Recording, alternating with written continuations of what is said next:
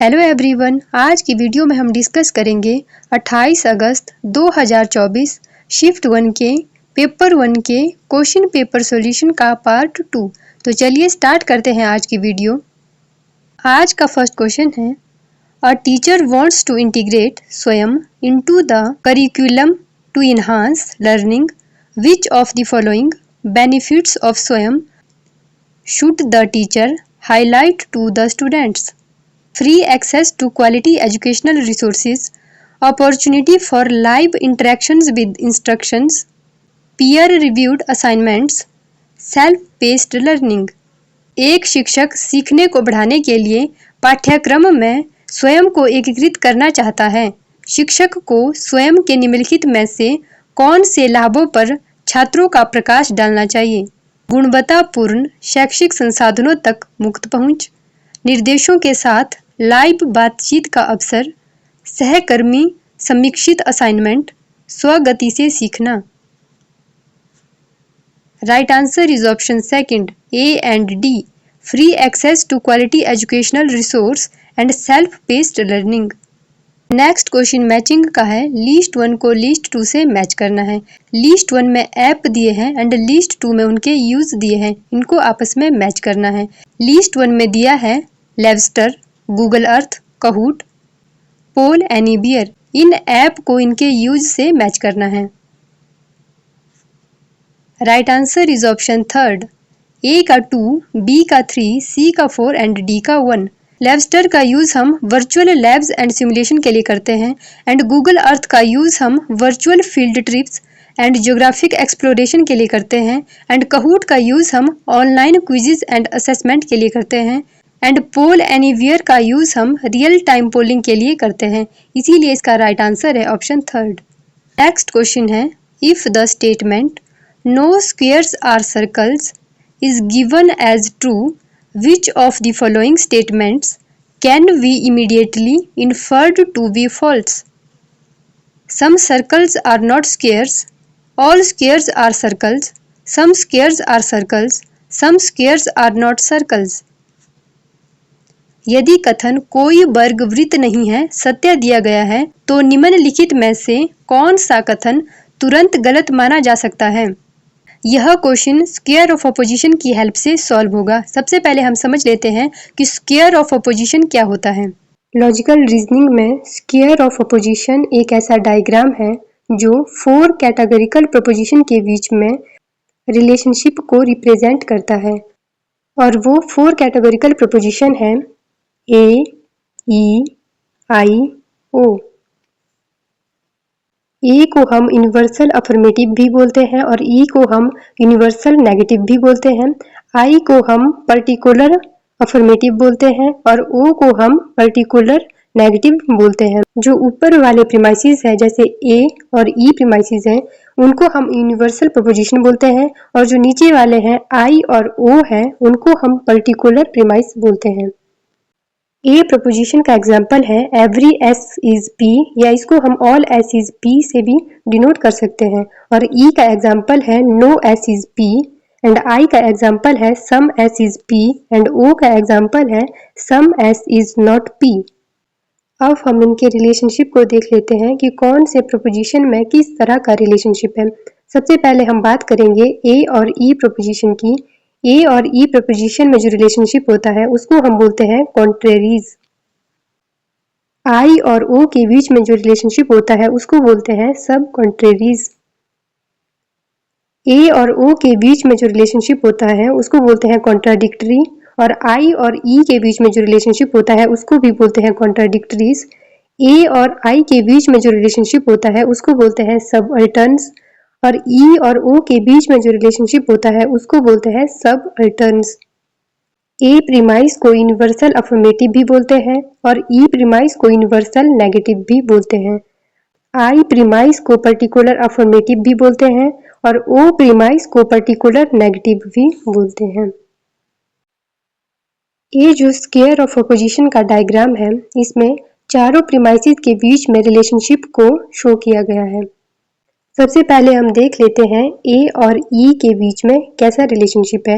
ए और ई के बीच के रिलेशनशिप को हम कॉन्ट्रेरी बोलते हैं इसमें क्या होता है कि अगर एक स्टेटमेंट जैसे for example A every S is P अगर ट्रू है तो दूसरा स्टेटमेंट जो ई प्रपोजिशन है नो एस इज पी वो डेफिनेटली फॉल्स होगा। If one is true the other must be false, अगर एक ट्रू है तो दूसरे को फॉल्स होना पड़ेगा। इस कंडीशन में क्या होता है, दोनों फॉल्स हो सकते हैं, बोथ कैन बी फॉल्स, दोनों एक साथ फॉल्स हो सकते हैं लेकिन दोनों एक साथ ट्रू नहीं हो सकते। नेक्स्ट रिलेशनशिप हम देख लेते हैं आई और ओ के बीच में। आई और ओ के बीच में सब कॉन्ट्ररी का रिलेशनशिप होता है। अगर एक फॉल्स है तो दूसरे को ट्रू होना पड़ेगा। दोनों एक साथ फॉल्स नहीं हो सकते, but both can be true, पर दोनों एक साथ ट्रू हो सकते हैं। कॉन्ट्ररी के केस में हमने क्या देखा था कि दोनों एक साथ ट्रू नहीं हो सकते पर फॉल्स हो सकते हैं, लेकिन सब कॉन्ट्ररी के केस में क्या होता है कि दोनों एक साथ ट्रू हो सकते हैं पर दोनों एक साथ फॉल्स नहीं हो सकते हैं। नेक्स्ट हम देख लेते हैं कॉन्ट्राडिक्टरी रिलेशनशिप। आई और ई के बीच में कॉन्ट्राडिक्टरी रिलेशनशिप होता है। इसका मतलब है कि अगर एक फॉल्स होगा तो दूसरा ट्रू होगा और अगर एक ट्रू होगा तो दूसरा फॉल्स होगा। दोनों एक साथ ना तो ट्रू हो सकते हैं और ना दोनों ही एक साथ फॉल्स हो सकते हैं। नेक्स्ट हम देख लेते हैं ए और ओ के बीच में रिलेशनशिप। ए और ओ के बीच में भी कॉन्ट्राडिक्टरी रिलेशनशिप होता है। इसका भी यही मतलब है कि अगर एक फॉल्स होगा तो दूसरा ट्रू होगा और अगर एक ट्रू होगा तो दूसरा फॉल्स होगा। दोनों एक साथ ना तो ट्रू होंगे और ना ही दोनों एक साथ फॉल्स होंगे। नेक्स्ट हम देख लेते हैं ए और आई के बीच का रिलेशनशिप। ए और आई के बीच के रिलेशनशिप को सब अल्टर्न बोलते हैं। सब अल्टर्न के केस में क्या होता है कि ट्रूथ डाउनवर्ड, अगर ऊपर वाला ट्रू है तो नीचे वाला भी ट्रू होगा।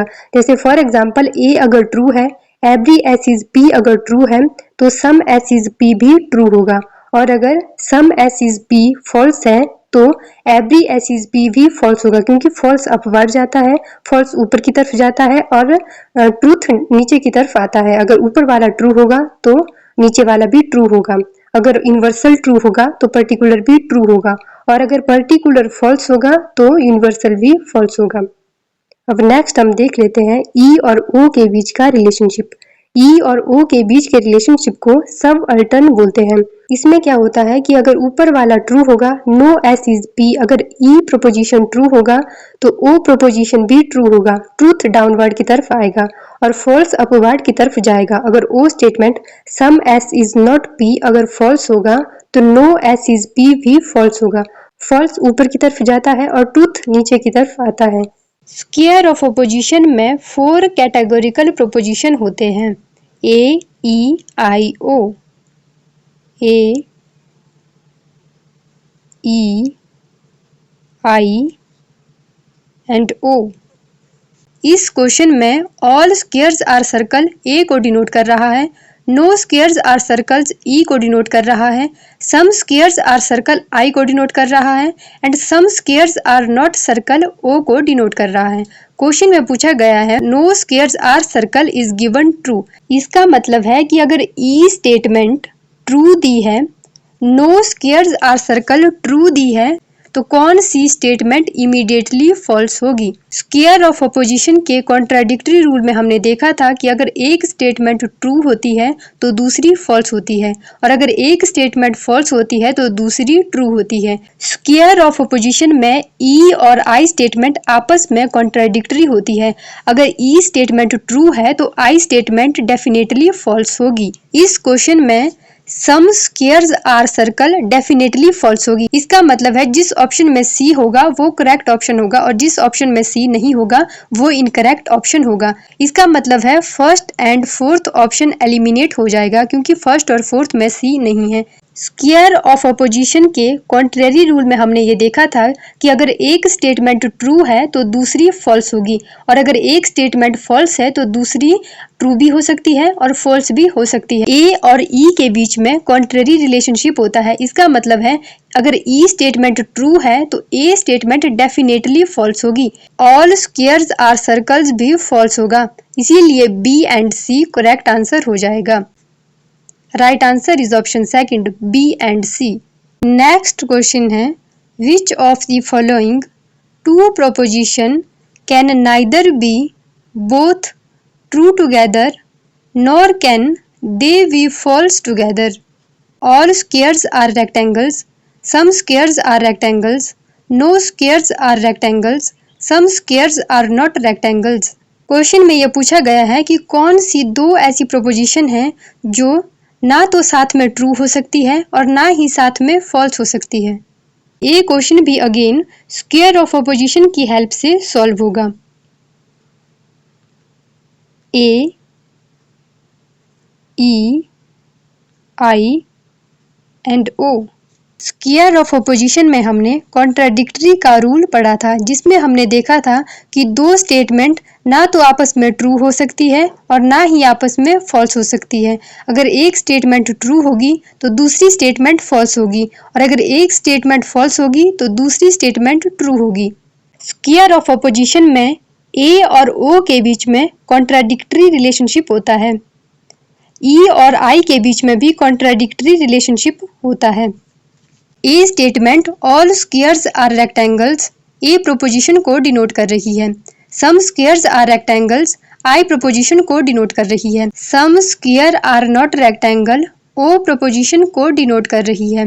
ए और ओ प्रोपोजिशन आपस में कॉन्ट्राडिक्टरी होते हैं और ई एंड आई प्रोपोजिशन आपस में कॉन्ट्राडिक्टरी होते हैं। इसीलिए इस क्वेश्चन का आंसर या तो ए एंड डी होगा या फिर बी एंड सी होगा। ऑप्शन में हमारे पास बी एंड सी का कोई ऑप्शन नहीं है, इसीलिए इसका राइट आंसर होगा option first A and D. Right answer is option first A and D.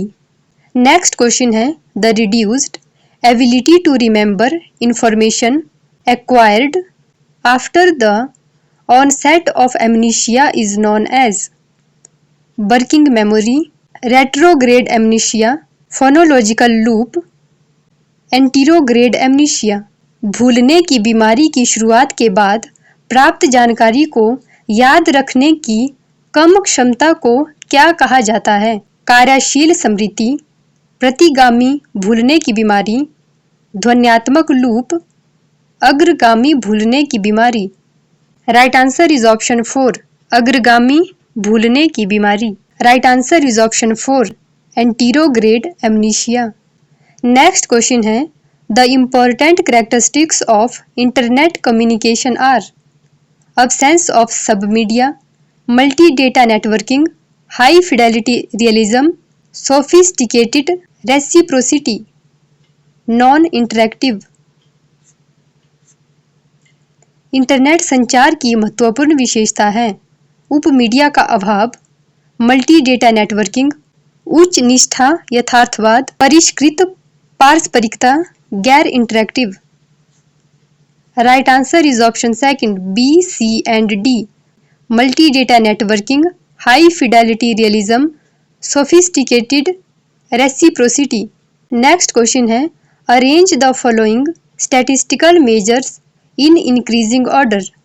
6th decile, median, 3rd quartile, 67th percentile. निम्नलिखित सांख्यिकीय मापों को बढ़ते क्रम में व्यवस्थित करें। छठा दशमलव, मध्यिका, तीसरा चतुर्थक, 67वां प्रतिशतक। Right answer is option 3 B, A, D and C.